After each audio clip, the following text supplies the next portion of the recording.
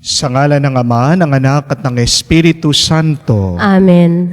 Sumainyo ang Panginoon. At sumainyo rin. Mga minamahal na kapatid, 5 linggo na tayong naghahanda ng sarili para sa pagdiriwang ng Pasko ng pagpapakasakit at pagkabuhay ng Panginoon. Sinikap nating unawain at tuparin ang ating pananagutan sa Diyos at sa kapwa-tao, alinsunod sa aral at halimbawa ni Hesukristo. Kaisa ng buong simbahan, sinisimulan natin ngayon ang mga mahal na araw. Si Kristo ay matagumpay na pumasok sa kanyang lungsod upang tuparin ang kanyang gawain bilang Mesiyas. Ang magpakasakit, mamatay, at muling mabuhay para sa ating kaligtasan. Tahimtim natin sariwain sa alaala ang kanyang pag-aalay ng sarili para sa kapwa. Ngayon po, gagampanin natin ang pagbabasbas ng mga palaspas. Kung kayo po ay nakalayo ngayon at imposible na kayo ay makapasok sa mga simbahan, pwede po kayong manatili sa inyong mga kabahayan. Kumuha kayo ng mga sanga o mga dahon na pwede nyo pong gamitin bilang palaspas. Manalangin tayo. Ama naming makapangyarihan, ang mga palaspas na ito ay iyong pagpalain at pabanalin upang sa masaya naming pagbubunyi sa Mesiyas na aming hari, siya'y aming masundan at sa pamamagitan niya aming sapitin ang hindi magmamaliw na lungsod ng Jerusalem na kanyang pinaghaharian kasama mo at ng Espiritu Santo magpa sa walang hanggan. Amen.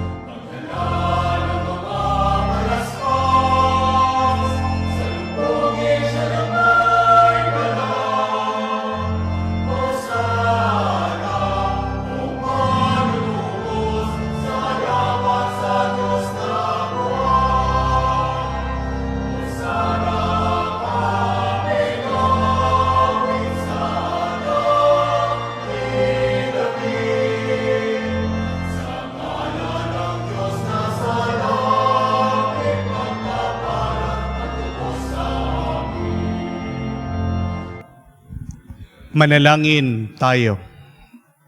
Ama naming makapangyarihan, ginawa mong halimbawa na dapat tularan ang tagapagligtas naming naging di na iba sa amin, para ang krus namin ay akuin. Pagindapatin mo sa mga pagdiriwang ay aming kamtin, ang kanyang ulirang pagkamatiisin.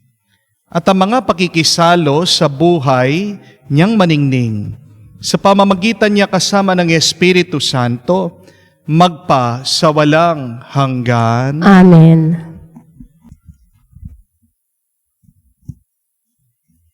Pagbasa mula sa aklat ni Propeta Isayas. Ang makapangyarihang Panginoon ay nagturo sa akin ng sasabihin ko para tulungan ang mahihina. Tuwing umagay kanyang binubuksan ang aking pandinig. Nananabik akong malaman kung ano ang itinuro niya sa akin.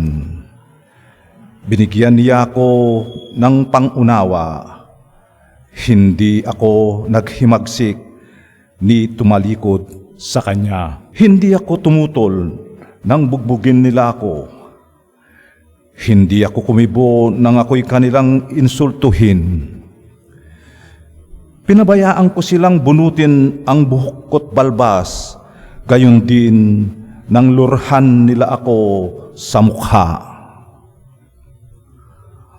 Ang mga pagdustang ginawa nila ay di ko pinapansin, pagkat ang makapangyarihang Panginoon ang tumutulong sa akin. Handa akong magtiis ng sampaling parang bato, pagkat aking batid na ang sarili ko'y di mapapahiya. Ang salita ng Diyos. Salamat sa Diyos.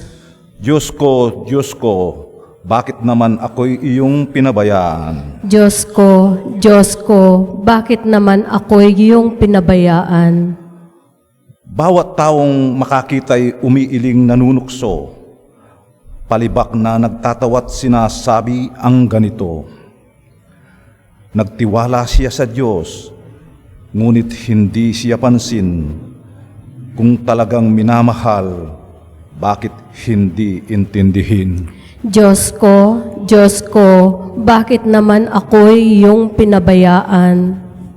May pangkat ng mga buhong na sa akin pumaligid, para akong nasa gitna niyong asong mababangis. Mga kamay ko at paay butas sa pakong matulis, ang buto ng katawang ko ay mabibilang sa masid. Diyos ko, bakit naman ako'y iyong pinabayaan? Pinaghati-hati nila ang damit ko sa katawan, ang hinubad na tunikay dinaan sa sapalaran. Huwag mo akong ulilahin, huwag talikdan, Panginoon, o aking talapagligtas, bilisan mo ang pagtulong. Diyos ko, bakit naman ako'y iyong pinabayaan? Ang lahat ng ginawa mo'y ihahayag ko sa lahat. Sa gitna ng kapulungay, pupurihin kitang ganap. Purihin ang Panginoon ng lahat ng kanyang lingkod. Siya'y inyong dakilain, kayong angkan ni Jacob. Ikaw, bayan ng Israel, ay sumamba at maglingkod. Diyos ko, bakit naman ako'y iyong pinabayaan? Pagbasa mula sa sulat ni Apostol San Pablo sa mga taga-Pilipos. Si Kristo Jesus, bagamat siya'y Diyos, ay hindi nagpilit na manatiling kapantay ng Diyos.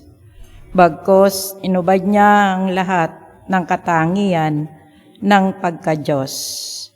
Nagkatawang tao at namuhay na isang alipin.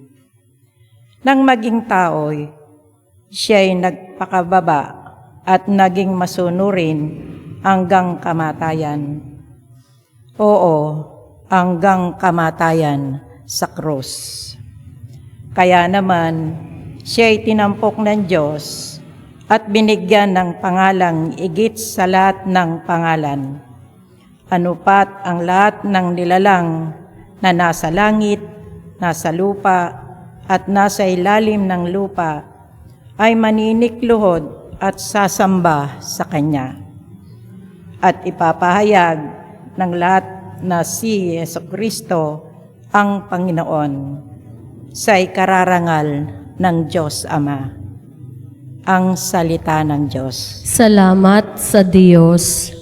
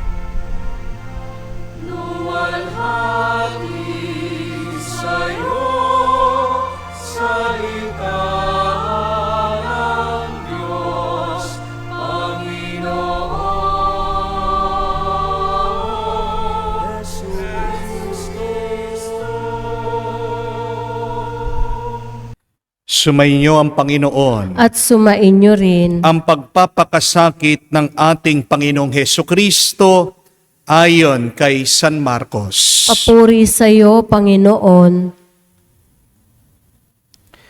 Kinaumagahan, nagpulong agad ang mga punong saserdote, ang mga matatanda ng bayan, ang mga eskriba at ang iba pang bumubuo ng Sanhedrin.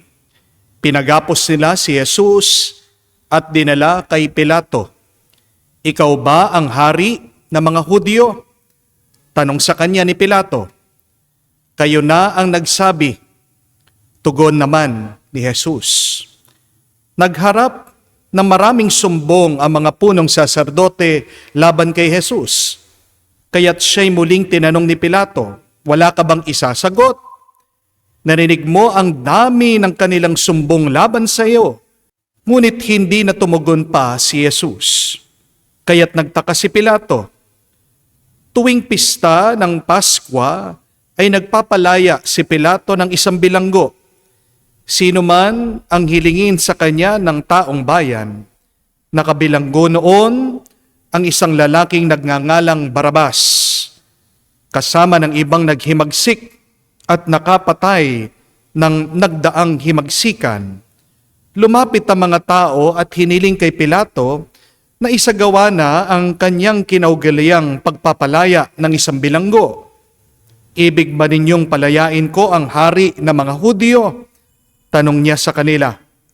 Alam ni Pilato na naiinggit ang nag-udyok sa mga punong saserdote na dalhin sa kanya si Jesus.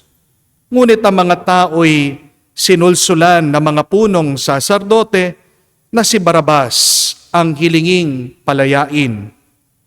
Kung gayon, ano ang gagawin ko sa taong ito na tinatawag niyong hari ng mga Hudyo? Tanong uli ni Pilato, ipako sa krus, sigaw ng mga tao. Bakit? Ano ba ang kasalanan niya? Ani Pilato. Ngunit lalo pang sumigaw ang mga tao, ipako siya sa krus. Sa paghahangad ni Pilato na pagbigyan ang mga tao, pinalaya niya si Barabas. Si Jesus ang kanyang pinahagupit at ibinigay sa kanila upang ipako sa krus. Dinala ng mga kawal si Jesus sa pretoryo, ang tirahan ng gobernador, at ang kanilang tinipon ang buong batalyon. Sinuotan nila si Jesus ng isang balabal na purpura. Kumuha sila ng halamang matinik, ginawang korona, at ipinutong sa kanya. At sila'y patuyatuyang nagpugay at bumati sa kanya. Mabuhay ang hari ng mga Hudyo! Siya'y pinaghahampas nila ng tambo sa ulo, pinaglulurahan at palibak na niluhod-luhuran. At matapos kutsain, siya'y inalisan nila ng balabal, sinuotan ng sariling damit, at inilabas upang ipako sa krus. Nasalubong nila ang isang lalaking galing sa bukid, si Simon na taga Cirene, ama nina Alejandro at Rufo. Pilit nilang pinapasan sa kanya ang krus ni Jesus at kanilang dinala si Jesus sa lugar na kung tawagin Golgota, ibig sabihin pook ng bungo. Binigyan nila siya ng alak na may kahalong mira, ngunit hindi niya ininom. Pinako siya sa krus at nagsapalaran sila upang malaman kung alin sa kanila kung alin sa kanyang mga damit ang mapupunta sa bawat isa. Ikasyam ng umaga nang ipako nila sa krus si Jesus. Sa itaas ng krus sinulat ang sakdal laban sa kanya, ang hari ng mga Hudyo. 2 tulisan ang kasabay niyang pinako sa krus, isa sa kanan, isa sa kaliwa. Sa gayoy natupad ang nakasaad sa kasulatan, ibinilang siya sa mga salarin, Nilibak siya ng mga nagdaraan na tatango-tango, nagsabi, "Di ba ikaw ang gigiba ng templo at muling magtatayo nito sa loob ng 3 araw? Iligtas mo ngayon ang iyong sarili. Bumaba ka sa krus." Kinutya rin siya ng mga punong saserdote at ng mga eskriba. At ang sabi ng isa, niligtas niya ang iba, ngunit di niya maligtas ang sarili niya. Makita lang nating bumaba sa krus ang Mesiyang niyan, na hari ng Israel, maniniwala tayo sa kanya. Inalipusta din siya ng mga nakapakong kasama niya at nagdilim ang buong lupain mula sa tanghaling tapat hanggang sa 3 ng hapon. Nang mag-3 na ng hapon, si Jesus ay sumigaw, "Eloi, Eloi, lama sabachthani." Nang ibig sabihin, Diyos ko, bakit mo ako pinabayaan? Narinig ito ng ilan sa mga nakatayo roon. At kanilang sinabi, "Pakinggan niyo, tinatawag niya si Elias." May tumakbo at kumuha ng espongha. Ito'y binasa ng maasim na alak at pagkatapos ay nilagay sa dulo ng isang tambo na pinasipsip kay Jesus. Sabi niya, "Tingnan nga natin kung darating si Elias upang ibaba siya." Sumigaw ng malakas si Jesus at nalagutan ng hininga. Mga kapatid, sa ilang sandali, tayo po ay tumahimik at lumuhod, alalahanin natin ang sakripisyo ng ating Panginoon.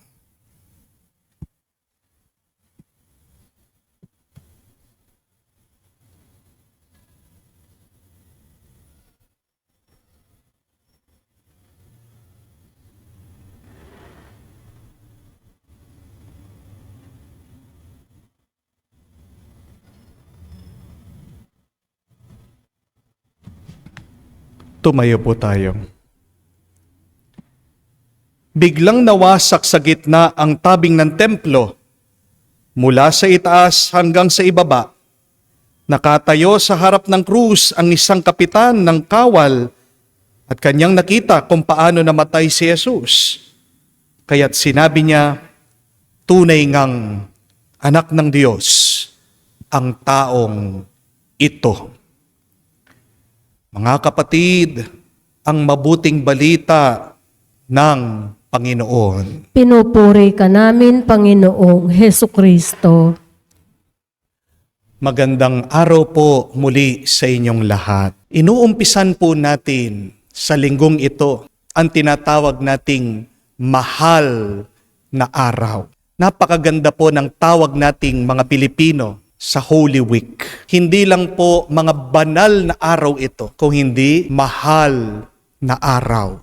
Anong ibig sabihin ng mahal? Dalawa po ang kahulugan. Mahal, ibig sabihin ay may halaga, may presyo. Mahal, ibig din sabihin, pag-ibig ang ating busilak, mabuting nararamdaman. Ang mga susunod na araw, mga kapatid, ay mga mahal na araw, mahahalagang araw. Alalahanin natin na ang ating kaligtasan ay may kapalit buhay ng Diyos. Binuwis ni Jesus ang kanyang sarili para tayo ay lumaya at maligtas sa kasalanan at kamatayan. There is a price for our salvation. A very expensive and heavy price. The life of Jesus. At bakit niya ito ginawa?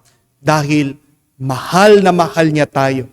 Gaano tayo kamahal ng Diyos? Basahin niyo po sa Biblia, sabi, kahit na tayo ay makasalanan, inalay niya ang kanyang buhay para sa atin. Siya'y nagpakamatay, nagpapako sa krus. Hindi inintay ni Jesus na tayo'y magbago. Bago niya, ibinigay ang kanyang sarili.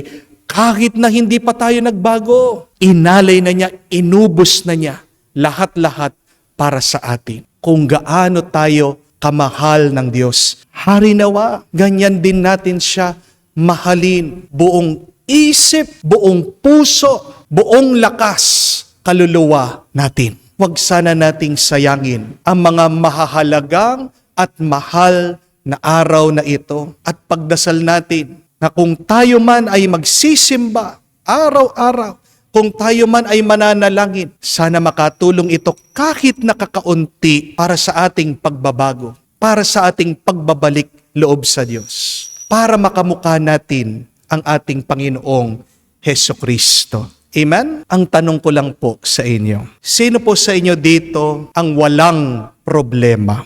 Taas ang kamay. Di ba wala? Sino po sa inyo dito ang merong problema? Taas niyo po ang paa niyo.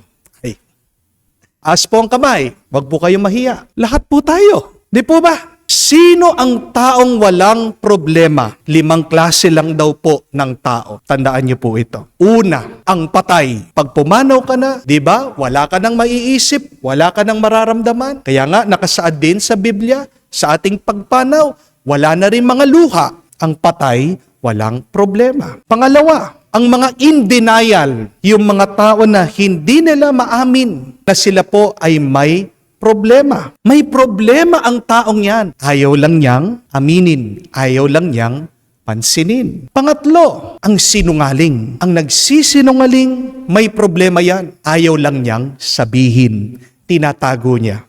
Amen? Pang-apat, ang makasalanan. Pag sinasabi mong wala kang problema, baka naman ikaw ang problema. Hindi po ba? Maraming ganyan. Sinasabi nila, basta't ako wala akong problema. Kasi sila ang gumagawa ng problema. Sinasabi nila, wala ako sakit ng ulo. Kasi naman, sila ang sakit ng ulo ng ibang tao. Amen? Pero sino yung panghuli, panglima na walang problema? Yung mga siraulo. Hindi po ba? Tignan nyo yung nawalan ng bait, tawa ng tawa. Walang iniisip na problema. Mga kapatid, itong katotohanan ng ating buhay. Habang buhay ka, habang buhay tayo, habang may isip tayo, habang may katawan tayo, habang may nararamdaman tayo, magkakaroon at magkakaroon tayo ng problema. Kahit din naman ng Diyos, tandaan niyo po, may problema. Ano ang problema ng Diyos? Tayo. Amen? Ano pa ang problema ng Diyos? Ang kasalanan. Pero kahit na may problema ang Diyos, hindi nagpapaapekto ang Diyos.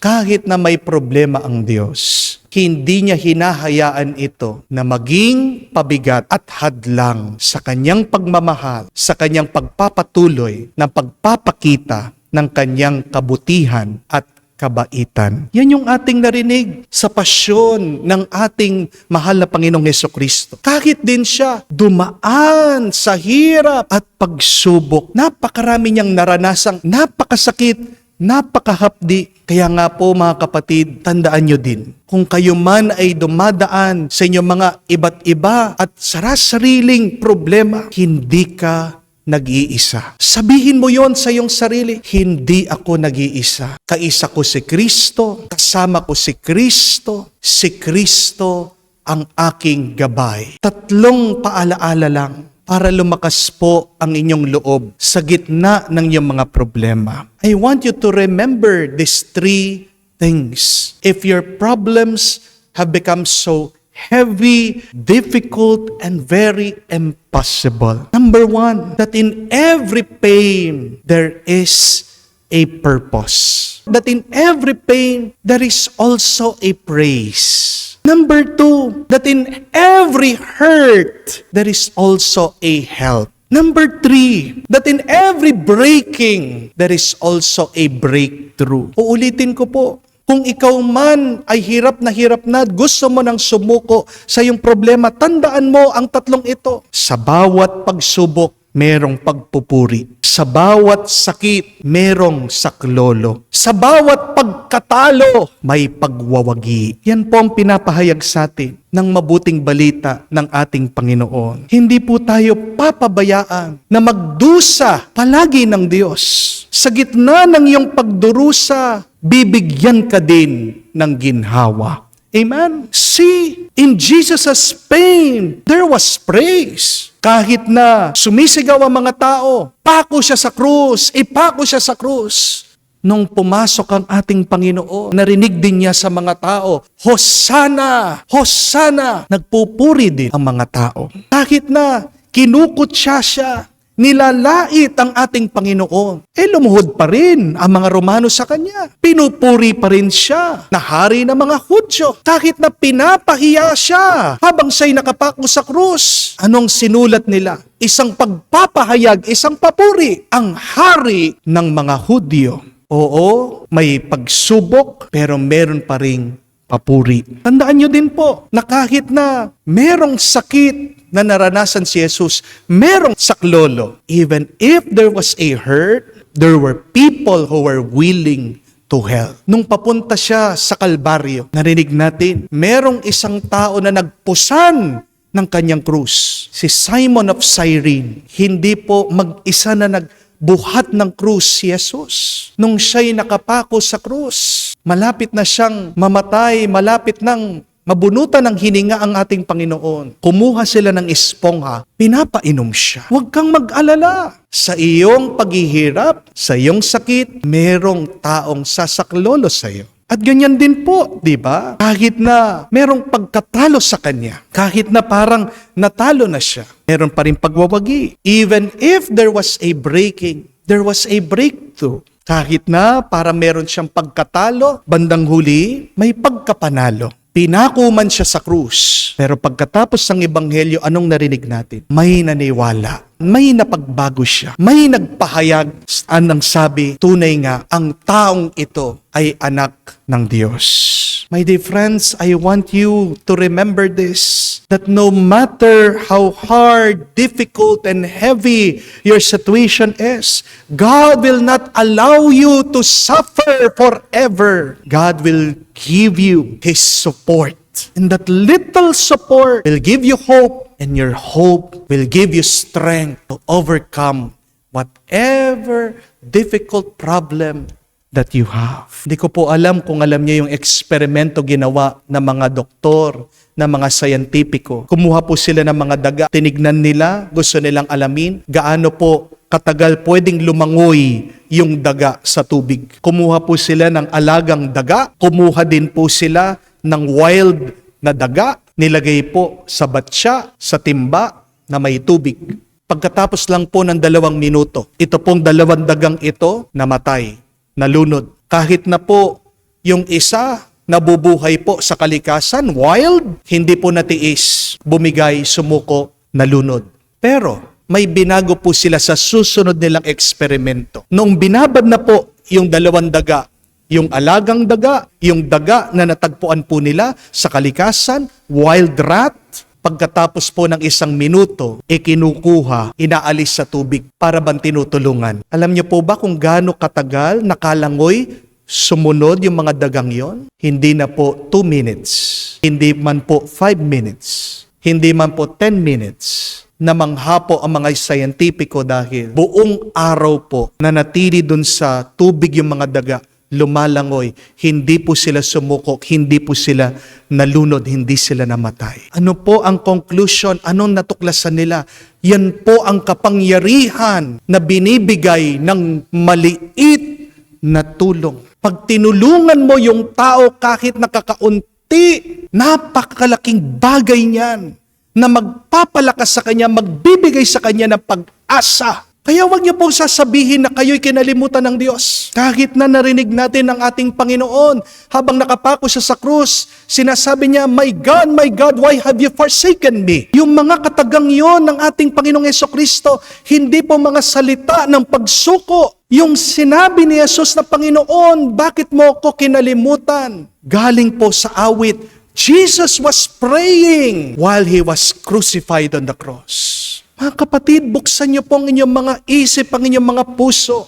Tingnan niyo, ang Diyos tinutulungan kayo kahit nakakaunti. Take that, receive that. Thank God for that. Yung tulong ng Diyos, sana buhayin ang iyong pag-asa, ang iyong pag-asang magpalakas sana sa iyo. Kaya mga kapatid, maniwala po kayo. Marami ka mang utang, di ba? Nakakaraos ka pa rin. Saan mo nakukuha yung mga pambayad mo ng mga utang? Marami sa inyo, di ba? Namamangha, nabibigla, kahit na paano, paunti-unti. Nakakabayad sila, nalalampasan nila yung kanilang mga due date. Kahit na may sakit ka, maniwala ka, hindi ka papabayaan ng Diyos.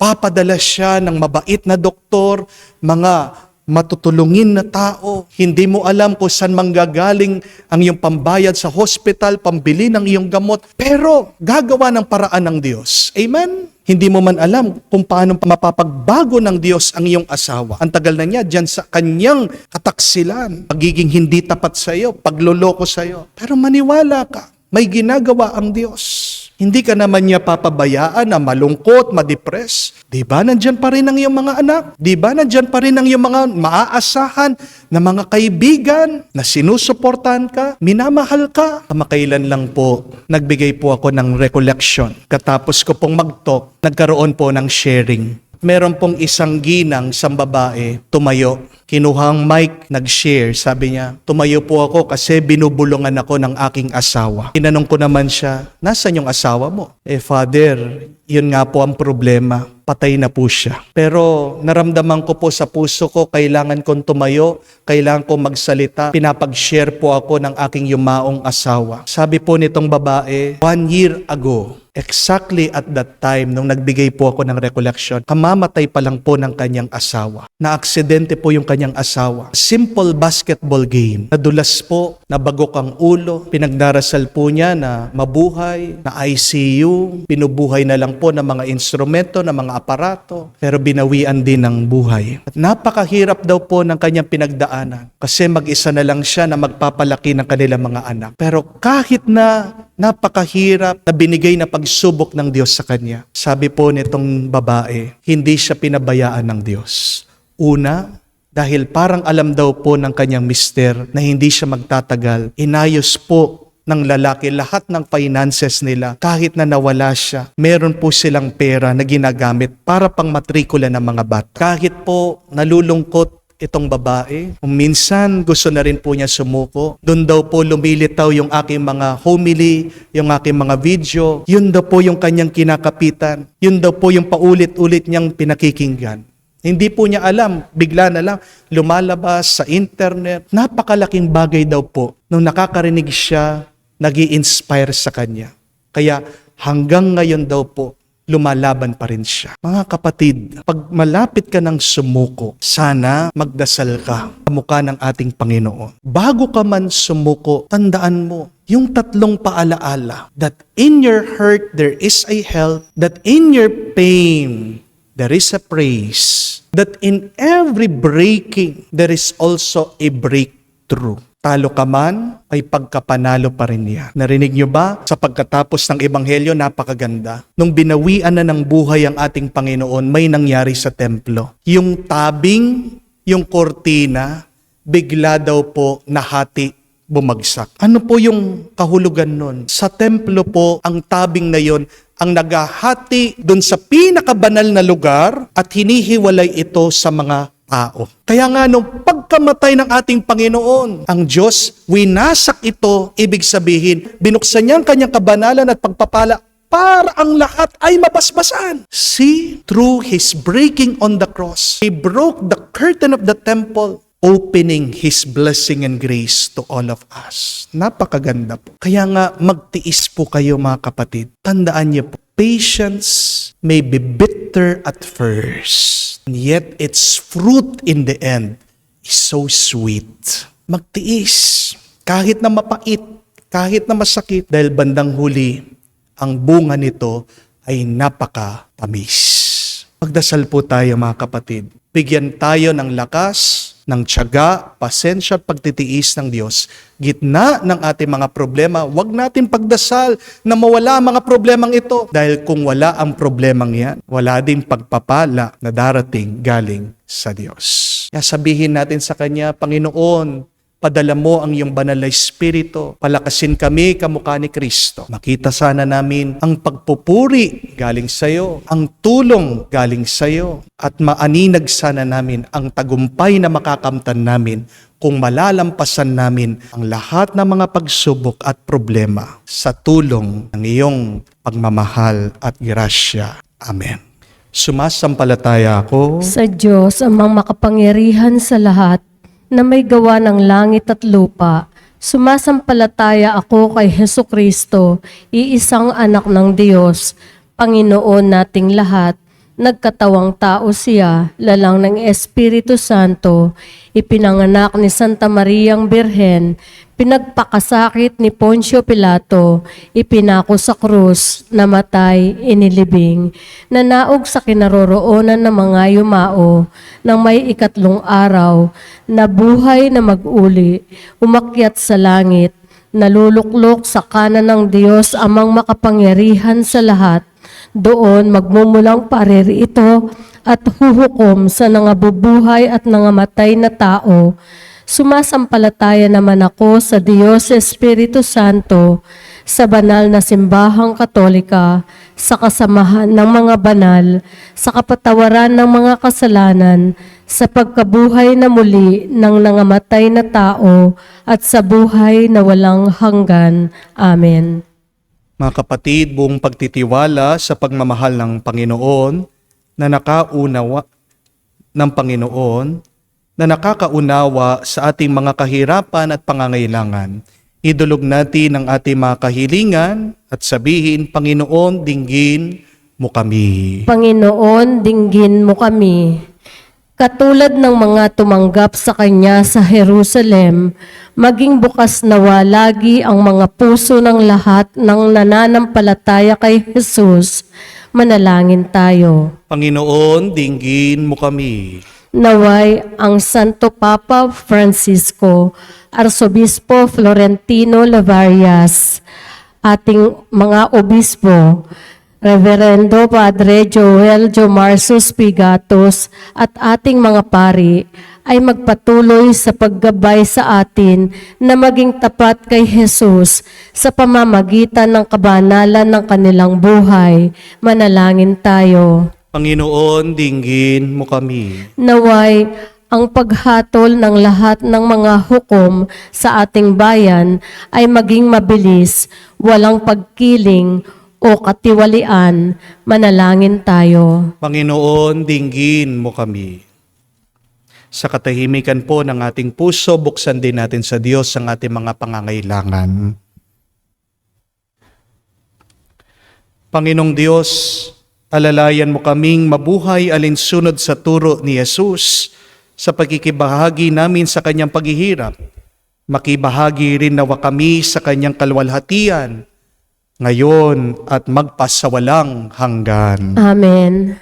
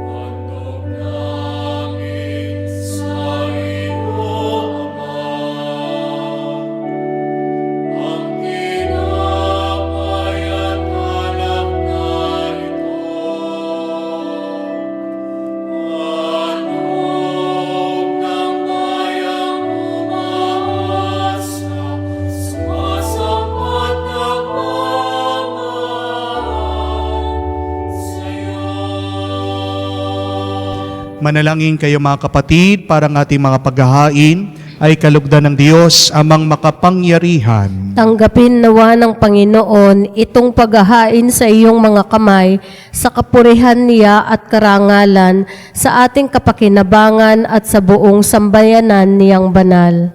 Ama naming lumikha, pakundangan sa pagpapakasakit ng iyong bugtong na anak, sumaamin nawa ang iyong pagpapaunlak na di magkakamit ng tanang aming pagganap, kundi ang paghahaing minsan lamang para sa lahat, na mula sa iyo'y pinakikinabangan namin at tinatanggap sa pamamagitan ni Jesucristo kasama ng Espiritu Santo, magpa sa walang hanggan. Amen. Sumainyo ang Panginoon. At sumainyo rin. Itaas sa Diyos sa inyong mga puso at diwa. Itinaas na namin sa Panginoon. Pasalamatan natin ang Panginoong ating Diyos. Marapat na siya ay pasalamatan.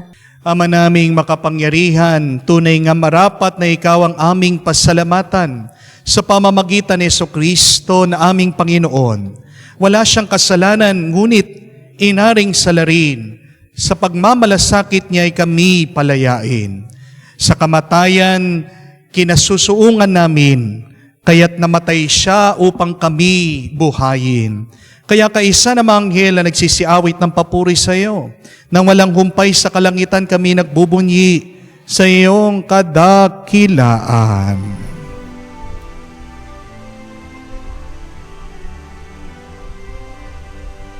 Santo, Santo, Santo, Panginoong Diyos sa mga hukbo, napupuno ang langit at lupa na kadakilaan mo. Hosana, Hosana, sa kaitaasan, pinagpalang na paririto sa ngalan ng Panginoon. Hosana, Hosana, sa kaitaasan. Hosana, Hosana, sa kaitaasan.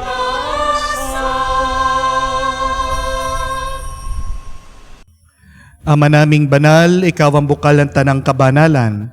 Kaya't sa pamagitan ng iyong Espiritu, gawin mong banal ang mga kaloob na ito, upang para sa amin maging katawan at dugo ng aming Panginoong Heso Kristo.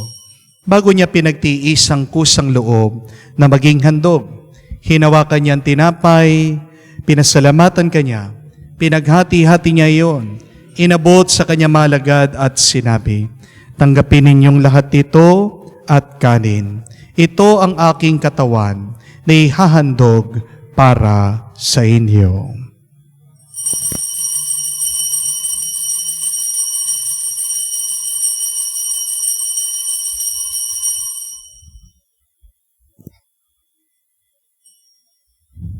Gayon din naman na matapos ang hapunan, hinawakan niya ang kalis, muli kanya pinasalamatan. Inabot niya ang kalis sa kanya malagad at sinabi, "Tanggapin ninyong lahat ito at inumin. Itong kalis ng aking dugo, ng bago at walang hanggan tipan. Ang aking dugo na ibubuhos para sa inyo at para sa lahat, sa pagpapatawad ng mga kasalanan. Gawin ninyo ito sa pag-alaala sa akin."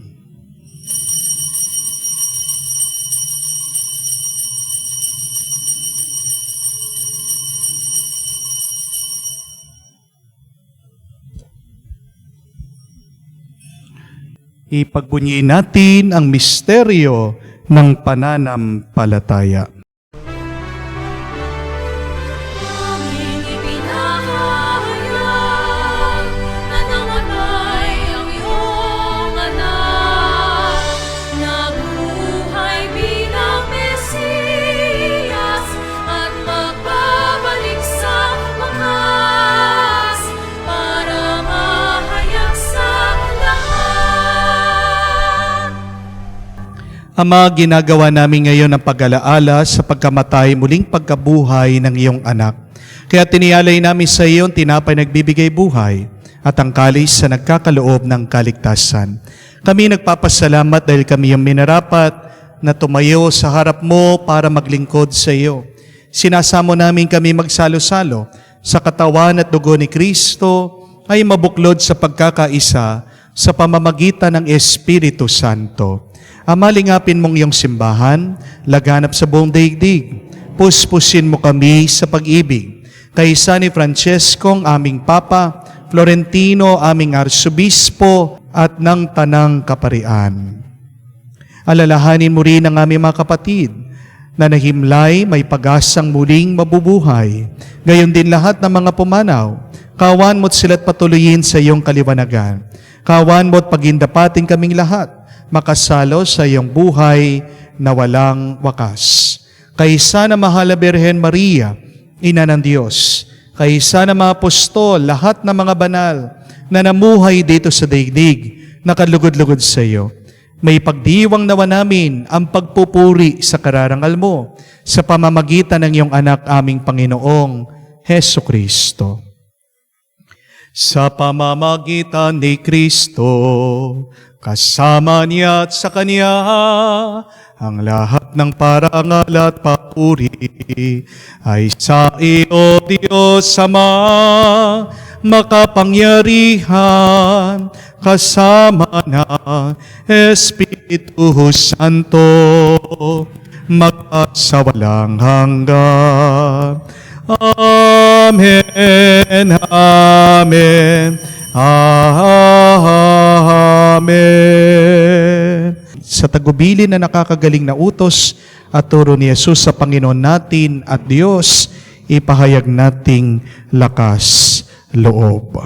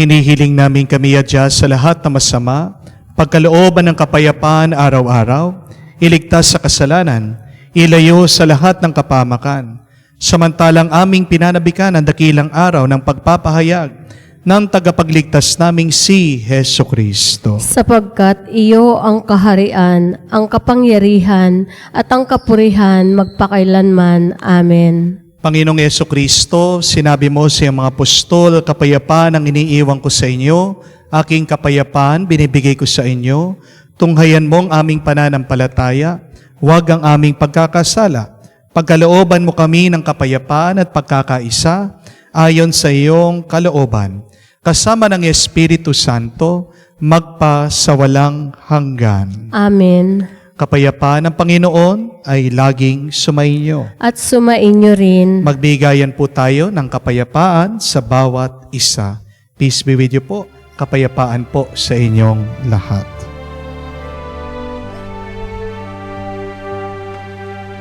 Cordero ng Diyos na nag-aalis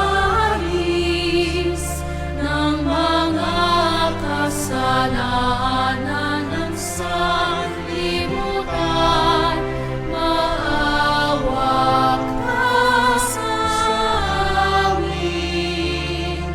Maawa ka sa amin.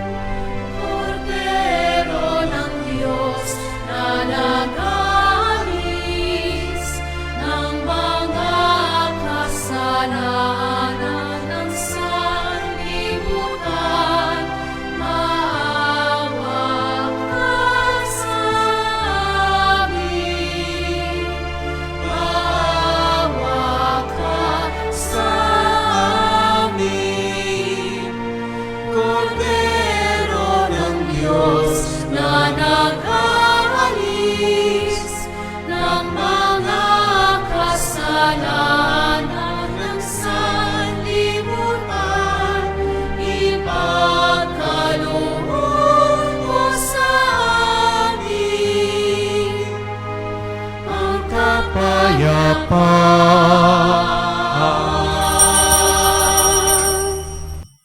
Mga kapatid, naririto ang ating Panginoong Jesucristo, ang Kordero ng Diyos, nag-aalis sa mga kasalanan ng sanlibutan. Mapalad tayong lumalapit sa piging ng Kordero. Panginoon, hindi ako karapat-dapat na magpatuloy sa iyo, ngunit sa isang salita mo lamang ay gagaling na ako.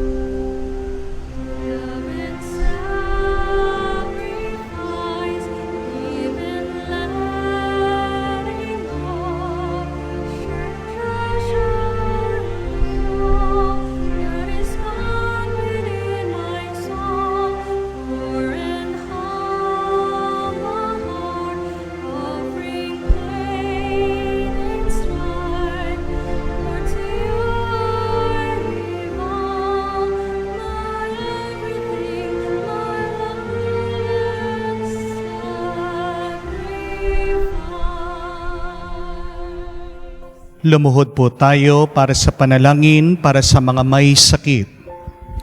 Panginoong Hesus, lumalapit po kami sa iyo ngayon upang idulog ang kagalingan ng mga may sakit. Haplusin niyo po sila at pagkalooban ng panibagong lakas upang sila ay muling makapaglingkod sa iyo. Patawarin niyo po sana sila sa kanilang mga kasalanan at pagkalooban ng kagalingang pangkaluluwa. Sa katahimikan po ng ating puso, alalahanin natin at ipagdasal ang mga kapatid nating may sakit.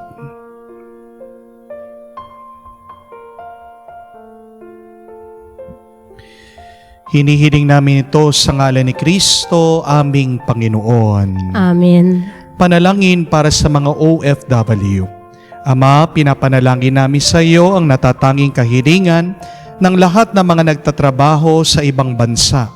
Tulungan mo sila bawat sandali ng kanilang buhay habang nasa ibang bansa. Palakasin mo sila kapag pinaghihinaan sila ng kalooban. Pagalingin mo sila tuwing nagkakasakit. Aliwin mo sila kapag nalulungkot sila. Ilayo mo sila sa anumang masama at kapahamakan upang mapagpatuloy sila lagi sa kanilang buhay. Mapahalagan nawa ng kanilang pamilya ang bawat sakripisyo nila sa ibang bansa upang wag masayang ang kanilang pagpapagal. Kawaan at pagkalooban mo ng biyaya ang lahat ng mga OFW dahil sa iyo lamang aasa at wala nang iba pa. Sa lahat ng ito ay aming sama-samang panalangin sa ngalan ni Jesus, aming Panginoon. Amen. Banal na muka ni Jesus. Kaawaan mo kami. Tumayo po tayo. Ama namin mapagmahal, ngayon kami pinagsalo mo sa banal na pagkikinabang, kami yung pinalingon na may pag-asa sa aming sinasampalatayanan, pakundangan sa pagkamatay ng iyong anak, gawin mo kami makarating sa aming paroroonan, pakundangan sa kanyang muling pagkabuhay, bilang tagapamagitan kasama ng Espiritu Santo, magpa sa walang hanggan. Amen. Konting paalaala lang po. Ang inyong mga palaspas na pinabendisyon ay hindi po anting-anting. Tandaan niyo po. Hindi ibig sabihin pag meron kang palaspas, hindi napapasok ang problema sa buhay mo. Tandaan niyo po mga kapatid, that every problem has a purpose. Hindi ka bibigyan ng problema ng Diyos na walang dahilan. Palagi merong dahilan anuman ang ating mga problema na pinagdadaanan. Pwede tayong magkaroon ng problema na hindi tayo nagdurusa. Mahirap na ang problema, wag mo nang daragdagan pa yung hirap na pinagdadaanan mo dahil sa iyong pagrereklamo, sa iyong lungkot, sa iyong pag-aalala. Welcome the pain. Remember, it has a purpose. There is no pain that God will not give you praise. There is no hurt without God giving you help. There is no breaking without a breakthrough, a triumph. So trust God on that. Para saan ang mga palaspas na ating pinabendisyonan? Sila ay simbolo ng pag-asa. Dahil nung unang panahon, nung nasa disyerto ang bayan ng Diyos, ang mga Hebreyo, wala pong tubig. At pag nakakakita sila ng mga dahon, ng mga palmeras, ng mga halaman, nabubuhayan yung kanilang kalooban. So in the desert experience, there is also an oasis. Kahit na gaano pa kainit, kahirap ng paglalakbay, meron pa ring paghinto, stopover, pagpapahinga, pagbibigay ng ginhawa. Yan nga, pag kayo po ay ready ng sumuko, litong-lito na, aburidong-aburido, tingnan nyo lang po ang mga palaspas na yon, simbolo na kayo ay pinapalakas, sinusuportahan pa rin ng Diyos. At naway mabuhayan kayo muli ng pag-asa, ang pag-asang magbigay sa inyo ng lakas. Malampasan nyo anuman ang inyong mga problema. So ang assignment po natin ay hawakan po natin ang ating mga palaspas bilang panalangin sa Diyos. Naway sila maging dasal natin, giving praise to God in the midst of our pains and challenges. Sumayin niyo po ang Panginoon. At sumain niyo rin. Kayo ay basbasan ng Diyos sa may kapal, sa ngalan ng Ama, ng Anak, ng Espiritu Santo. Amen. Ang ating misa ay natapos na. Humayo kayo sa kapayapaan ni Kristo. Salamat sa Diyos.